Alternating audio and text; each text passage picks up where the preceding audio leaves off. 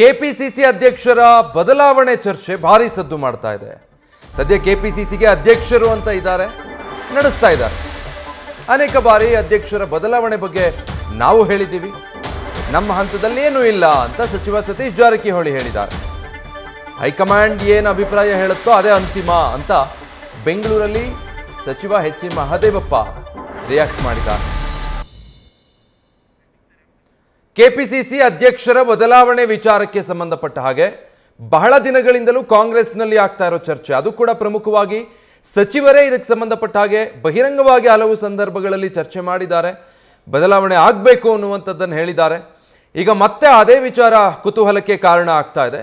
ಸಚಿವ ಸತೀಶ್ ಜಾರಕಿಹೊಳಿ ಮತ್ತು ಸಚಿವ ಎಚ್ ಸಿ ಮಹದೇವಪ್ಪನವರ ಹೇಳಿಕೆಗಳು, ಅದು ಹೈಕಮಾಂಡ್ಗೆ ಬಿಟ್ಟ ವಿಚಾರ ಅನ್ನುವಂಥದ್ದನ್ನು ಹೇಳಿದ್ದಾರೆ.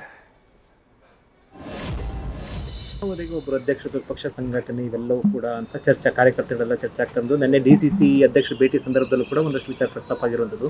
ನಿಮ್ಗೆ ಅನಿಸುತ್ತೆ ಪೂರ್ಣಾವಧಿ ಅಧ್ಯಕ್ಷರು ಪಕ್ಷ ಸಂಘಟನೆ ಮುಂದಿನ ಲೋಕಸಭಾ ಇದ್ದಾರೆ, ಈಗ ಅಧ್ಯಕ್ಷಂತೆ ಇದ್ದಾರೆ, ನಡೆಸ್ತಿದ್ದಾರೆ. ಸೊ ಅದು ಹೇಳಿದ್ದೀವಿ, ಸುಮಾರು ಸಾರಿ ಹೇಳಿದ್ದೀವಿ. ನಮ್ಮ ಹಂತದಲ್ಲಿ ಏನೂ ಇಲ್ಲ ಚರ್ಚೆ.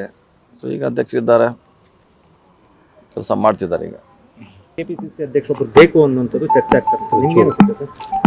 ಚರ್ಚೆ ವಿಷಯ, ಚರ್ಚೆನ ಹೈಕಮಾಂಡ್ ಯಾವ ಥರ ತೀರ್ಮಾನ ದಟ್ ಇಸ್ ಫೈನಲ್. ಅಂದರೆ ಈಗ ಎರಡೆರಡು ಖಾತೆಗಳಲ್ಲಿ ಪಕ್ಷ ಸಂಘಟನೆ, ಮುಂದಿನ ಸ್ಥಳೀಯ ಸಂಸ್ಥೆ ಚುನಾವಣೆ ಇವೆಲ್ಲ all these things will be decided at high command level. ನಿಮ್ಮ opinion sir? When our high command ask give my opinion. But ಚರ್ಚೆ ಇರುವಂಥದ್ದು ನಿಜ, ಅದೆಲ್ಲ ಅವರು ಹೈಕಮಾಂಡ್ ಬಿಟ್ಟು. ನ್ಯೂಸ್ ಫಸ್ಟ್ ನಿರ್ಭೀತಿಯಿಂದ ನಿಮ್ಮ ಪರವಾಗಿ.